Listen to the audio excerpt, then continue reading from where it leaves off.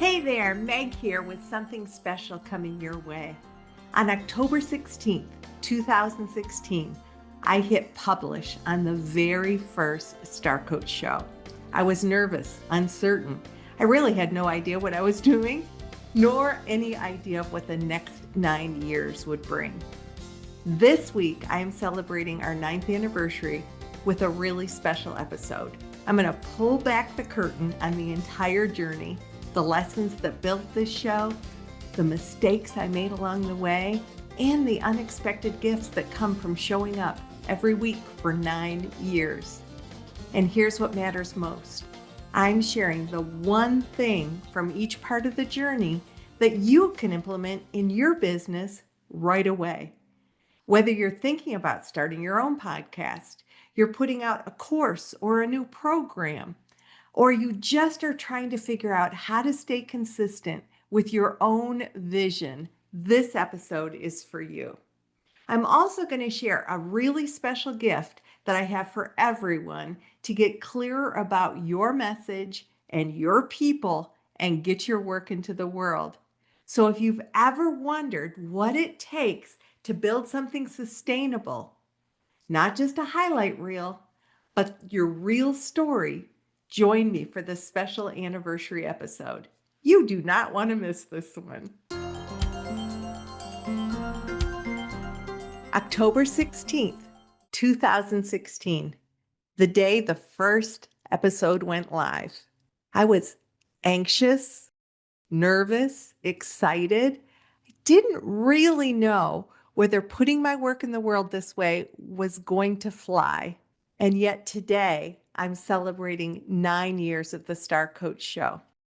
And I want to share the journey with you, the good, the bad, and the ugly, the lessons I've learned along the way, so that you can learn from my journey in whatever way it applies to you.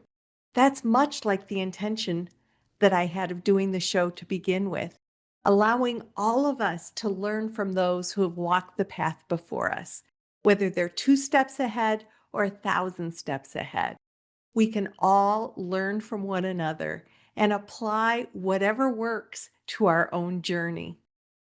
So I want to share some different acts along the way and explore the growth of the show, my experience with you, and each act with something that you can apply to your own business, your own journey, if it works for you.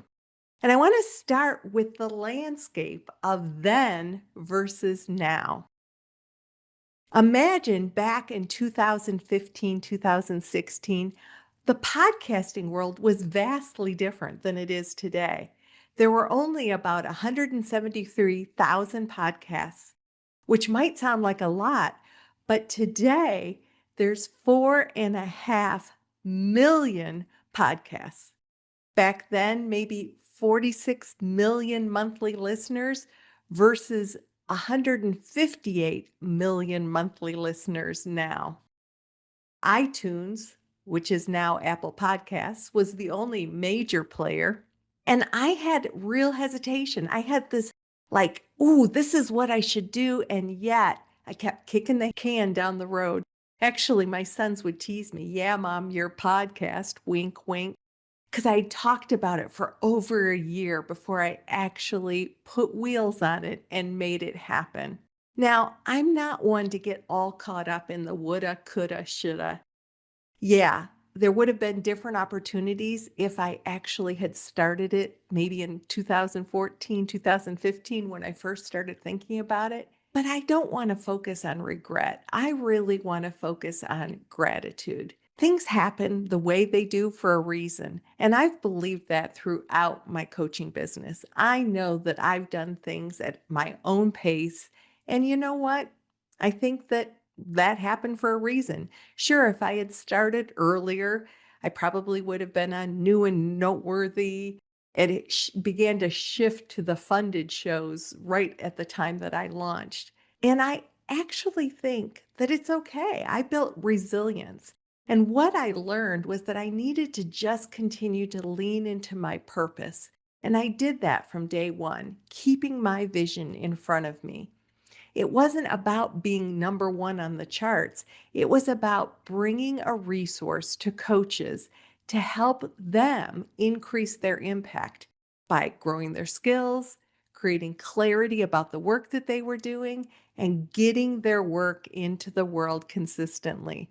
Because when we get our work into the world, we can make a real difference in the world.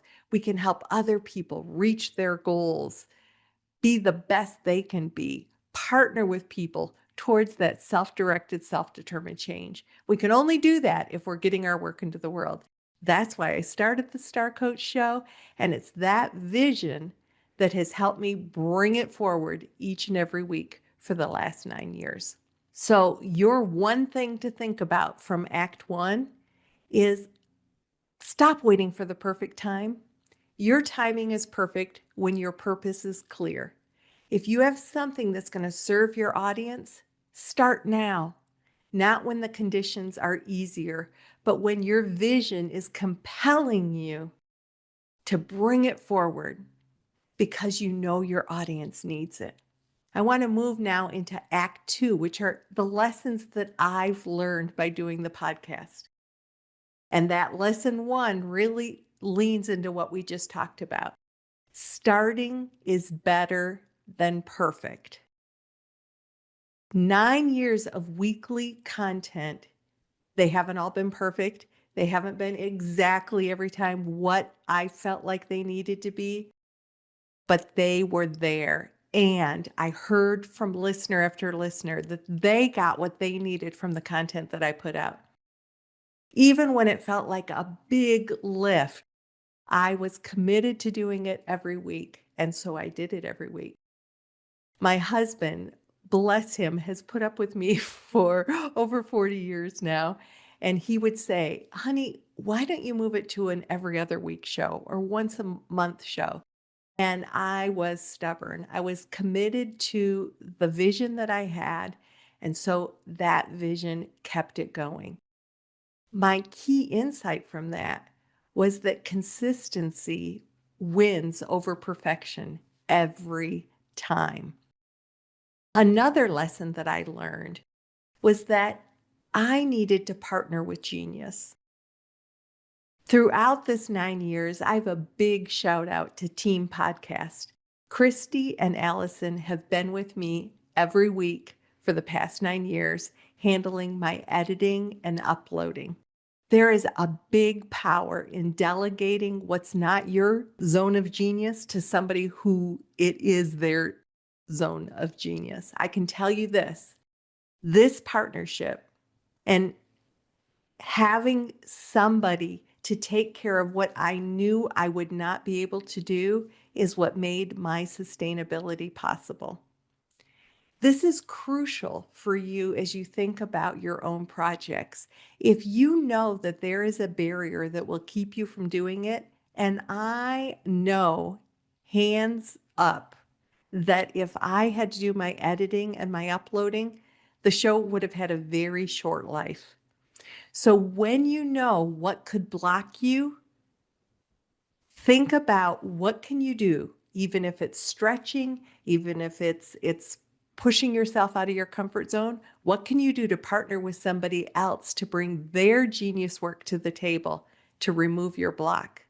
I am so grateful to so many people that I've worked with over the years to get my stuff up on social media, to put my newsletter out, to help me with my clarity about what I'm going to focus on. And Team Podcast is the one partner who's been with me the entire time. So a big shout out to Christy and Allison. Thank you so much. My third lesson is to know your audience deeply. You really need to understand who you serve so that you can bring the information and topics to them that truly benefit them.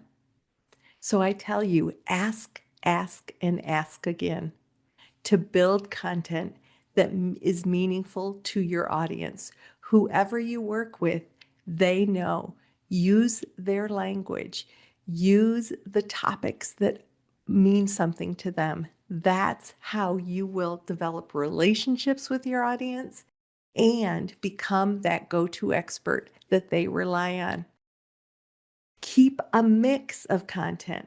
I didn't start the show initially knowing that I would have three pillars of content: skills, business building, and organizational or leadership. But that became very clearly what my audience needed and has allowed me over the course of time to mix that content, to be looking for guests to fill each of those special aspects that I know my audience needs. It also means that you've got to learn to say no if not everyone is a good fit. Being in the top 1.5% of all podcasts means that I get pitched from many different kinds of guests with lots of different kinds of topics. Some of those guests have really large followings, but are not good fits for my show. I remember getting pitched by a particular guest from their agent, and they have a huge following, but they were not a fit for what I profess that the Star Coach Show is all about.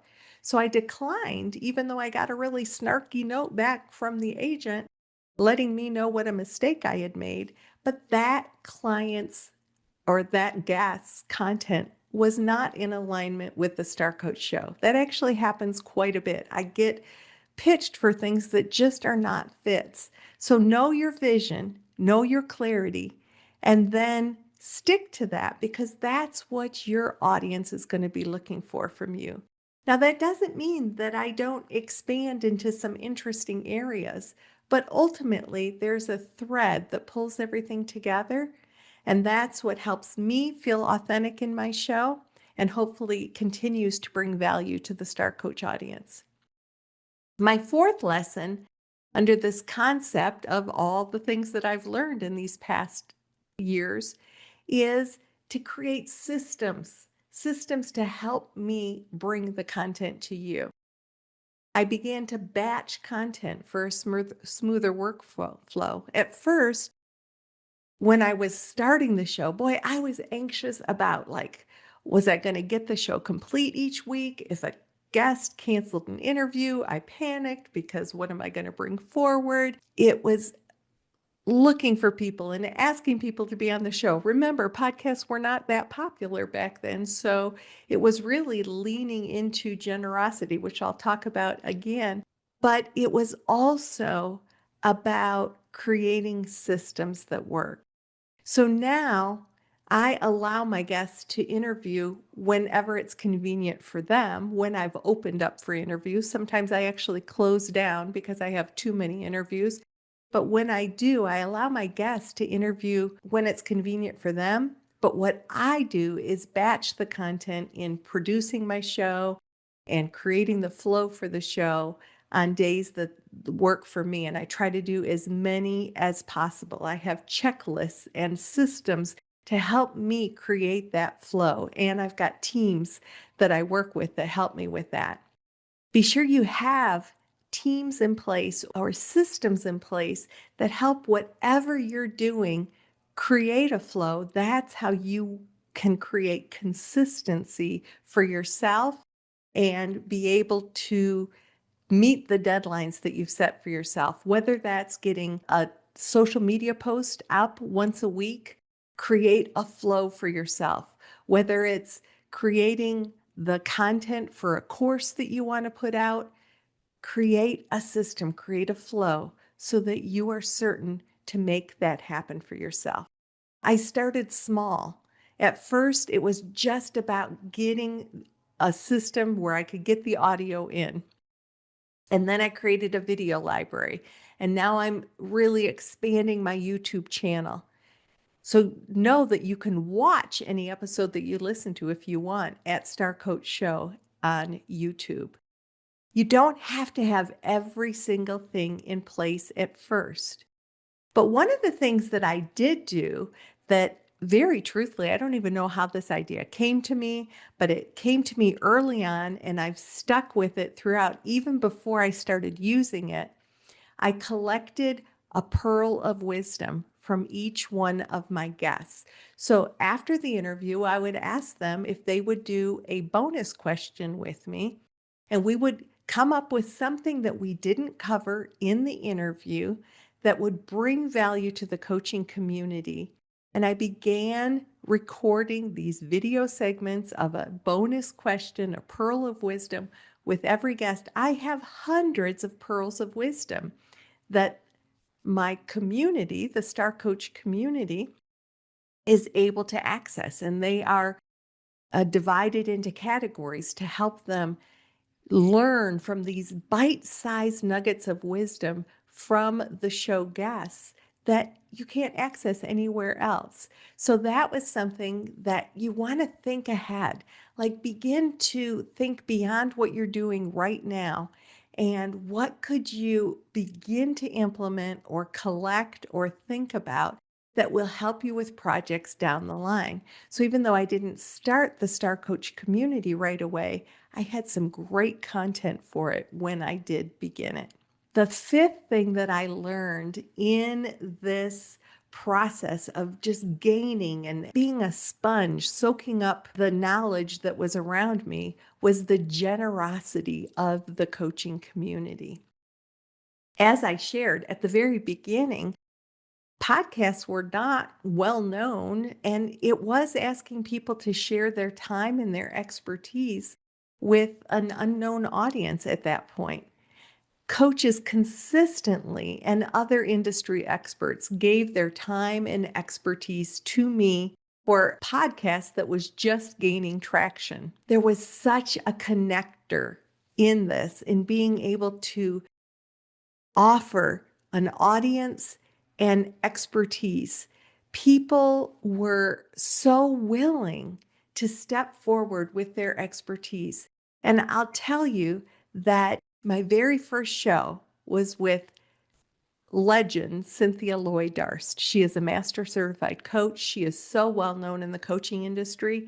I approached her after a training and said, "Look, I am starting a podcast, and it's to help coaches connect with resources. It's going to be called Star Coaches, for strategies, tools, and resources for coaches. Would you be willing to interview with me for the show?" She became my very first episode. And it was a bit of a big gulp moment to kind of approach her and ask her to be on the show. And she was willing. And I will tell you that over the years, when I emphasize to potential guests that the show is about giving back to coaches and allowing coaches to bring their best into the world, it resonates with so many, and people are hands down, "Yes, I'll be on your show." It is amazing. So, my one thing for you at the end of Act 2, Lessons Learned, this is my challenge for you. Identify one thing that could derail your biggest business initiative, and then figure out who could you partner with whose genius removes that obstacle for you. Sustainability isn't about doing everything yourself. It's about building systems that help you stay in your zone of brilliance while others stay in theirs, and therefore get your work into the world. Act 2 is closing, and we are opening Act 3, which is the beautiful benefits that I've learned over the years. So many tangible wins. I now have a library of hundreds of hours of valuable content. The Star Coach Show has been called the encyclopedia of coaching. I have had the joy of meeting experts from around the world, learning about their zone of genius and getting nuggets of wisdom from them that I can share with all of you. Recently, I interviewed with a group of coaches who might want me to do some work for them.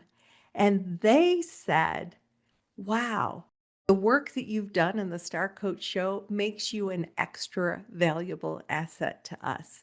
So when you're out there doing things that you're passionate about and you're bringing your work into the world, that might make you that much more attractive to other opportunities. I get to share episodes with prospective clients. I recently interviewed with an executive who was looking for a coach, and I said, to him, listen to this episode. It's with one of my clients, and she talks about what she's gained from coaching. Whether you choose me or somebody else, it will give you a perspective about what coaching brings. And he hired me. So when you create your work where people can lean into that and learn about you, whether it's a blog or a vlog, a video blog, whether you're writing articles, whether you write a book, all of those things allow you to put your work in front of people who might want to work with you and help them know you that much more. I've got to say that it's still really weird to me when I walk into a conference or a different setting where people be like, "Are you Meg Rentschler from the Star Coach Show?" That's kind of bizarre. It's kind of neat. And it doesn't happen all the time, but when it does happen, it still kind of takes me aback. And yet, it gives me the opportunity to have conversations with them about what they've enjoyed about the show, what they would like to see coming in the future. So, really lean into the wins from whatever you do. And there's been some incredible wins that I've had over this past 9 years. There's also been some really heartfelt moments. I am absolutely delighted that the show has only received 5-star reviews. And there are awesome comments about what people get from the show. Things like, Meg's Star Coach Show is so helpful because she's such a generous host. She lets her guests teach and share their expertise. Each episode has been super helpful because Meg always asks the questions that I have circling in my head. Her inquisitive style is full of warmth. She finds such interesting guests who are passionate about their expertise. Thank you, Meg, for sharing your people with us and teaching us gently each week. Oh, it's just like makes my heart sing. Another listener said, add this to your weekly routine. Meg's podcast is the only must-listen podcast in my playlist. She's a wonderful curator of guests, and the topics are always on point. Her style is warm and welcoming, and I look forward to it every week. I always gain valuable insight. I've had listeners reach out to me and say, oh, Meg, this episode is exactly what I needed to hear at this exact moment. Because I work with so many coaches who are building their businesses, building their skills, growing as coaches, it is absolutely heartwarming to hear that they got exactly what they needed at the moment that they needed it. I've had coaches tell me it's the very first thing I do every Wednesday morning. Listen to the new episode, because a new episode goes live on Wednesday mornings at about 3 o'clock in the morning. So the very first thing I do is listen to the show. That's awesome. When I have a guest from the show leave a comment like this, I just have to believe that I'm doing something right. Meg is a master at coaching and interviewing. We went deeper into what makes coaching so powerful than any other conversation that I've had online. And we had fun in the process. Thank you, Meg, for your commitment to our profession and the worldwide coaching community. And that is such a joy. When you find your lockstep, when you think about what you can do to help bring your work into the world, I think it'll make your heart sing as well. I've also been thrilled with the professional impact that the Star Coach Show has had. The show has served thousands of coaches. I'm able to use shows to help the mentees that I work with. That's why I created the show, because I know that I'm not the only source there. And so when I can tap into brilliant minds from around the world and share with my mentees, listen to this episode with this coach about listening actively or evoking awareness, it takes them that much deeper. I also have tangible tools for the leaders that I work with who want to have greater impact. My solo shows have given me hours of content that I could turn into a book or a workbook or any number of things because I now have hours of recorded information from me that I can turn into other ways to share. I encourage you to really hold on to whatever vision you have. I've had offers over the years to turn my show over to an organization or to another person. And, it's my vision and I've held on to it. And I encourage you to think about what's your vision and what's the best way to get there. Sometimes it might be partnering with somebody else. For me, it was really kind of keeping the locus of control right here with me. I would encourage you to just pay attention to your gut and allow that to validate what it is that your mission is, what your passion is. So, my one thing for you on Act Three and the beautiful benefits of doing something that makes your heart sing is that when you commit to serving your audience consistently with genuine generosity, the benefits will compound in ways that you can never predict. Focus on creating value, not chasing the metrics. Focus on the impact, the relationships, and the opportunities. They're all going to follow as a natural byproduct of your dedication to what it is that you do. Now, let's move into Act Four, my honest regrets, and what's next for the Star Coach Show. So, I have regrets that I'm not going to circle around and would have, should have, could have myself, but I do, as I look back, I think the show deserved to be a little shinier. It's always been something that I've done along with my executive coaching business, my teaching, my mentoring, the proposals that I write, the speaking engagements that I have. So there's a part of me that wishes that I could have spent a little more time making the show just a little shinier, a little perkier, a little better. And yet it has served its purpose. So, but I just want to give that honest regret there. I also regret that I hadn't started the Star Coach community sooner or that I hadn't kept that going. I started it at one point. The platform that I chose was a bad platform, so I let it lapse. Let that go away. Then I started it again a couple years later. The reason why I'm bummed that I didn't start the Star Coach community sooner is that I see what value it brings to the coaches that are in the Star Coach community, the way they lean on one another, the way that they have a place to come together rather than trying to do everything on their own, the way that they grow from my mentorship, the way that they grow from one another's wisdom, the way that they have a place to grow and thrive in their businesses. So that's probably my regret for not starting the Star Coach community sooner, but I'm super glad that it started now. I also think that for years I did the show without any clear calls to action.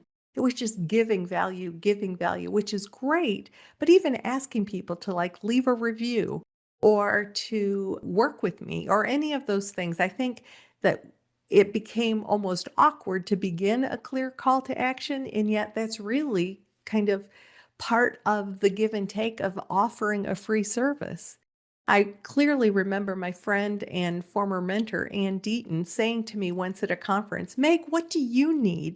You keep giving, but you never ask for what you need. That was a clear slap. She said, what do you need? Just ask. Ann's been on the show twice, and I really appreciated her input and her perspective on that. It kind of opened my eyes. But even when we have regrets, they're actually opportunities. What I learned too slowly, you can do now. So, whatever you're doing, be sure to ask for a clear call to action, because if you assume that people are going to know, for example, if I don't ask you to leave a review wherever you listen, are you going to think about leaving a review wherever you listen? Probably not. Or subscribe. I am trying to build my YouTube channel right now. I've put a lot of focus and energy into that. And how does that build? That builds on people who subscribe to it. So if I don't ask you to subscribe, how do you know to subscribe? Those are the kinds of things I encourage you. Don't assume that your audience knows what you need from them. Let them know, invite them, encourage them to do whatever it is to follow up with you in the way that would be meaningful. I'm going to invite all of you to join the upcoming Know Your People free 5-day challenge. This is going to be a focused 5-day challenge where coaches can dive deep and really discover exactly who is it that I want to work with? What are their struggles? And how do I speak their language with confidence? Now, I want to do this 5-day challenge because I've recently done some 5-day challenges that have really moved the dial for me. And so I would encourage you to visit starcoachshow.com to learn more about the 5-day challenge and get crystal clear certainty about who your ideal audience is, how you approach them with confidence, how you connect with them and enroll them as your clients. So my one thing for you from Act 4, which is learning about honest regrets and then knowing what's coming up next, is to not wait years to ask for what you need. If you're creating value for your audience, invite them to engage now, whether that's leaving a review, joining your community, or taking the next step with you. Your hesitation isn't humility. It really robs your audience of their opportunity to go deeper with you. So as we close out this anniversary edition, I just want you to maybe think about taking this away. If you are thinking of doing something new in your business, I have 3 questions for you to ask. How does it serve your audience? How does it align with your passions? And will it hold your interest? These are 3 key factors to create consistency and sustainability so that you can say to me in 9 years, Meg, I have been doing this. My people love it. I love it. I'm excited. And here's to another 9 years. I want to thank you, listeners, for whenever you joined us in this journey. We're so delighted to have you here. I want to thank the incredible guests that I've had over the years of doing the show. Looking forward to meeting so many more. The wonderful people at Team Podcast and the many other people who have brought their genius work to work with me over these years on the show. And to the coaching community for which the show was created and who absolutely light me up. To everyone, here's to the next 9 years and all the people that will serve together. One final thought as we close out today's episode. I encourage all of you to start with purpose, stay consistent, partner strategically, and serve generously. That's the formula that turned one episode into 9 years of impact, and it will work for whatever you're building too. Be kind to yourself. Be kind to others. We are all here on this earth to do the heavy lifting together. Have a great week.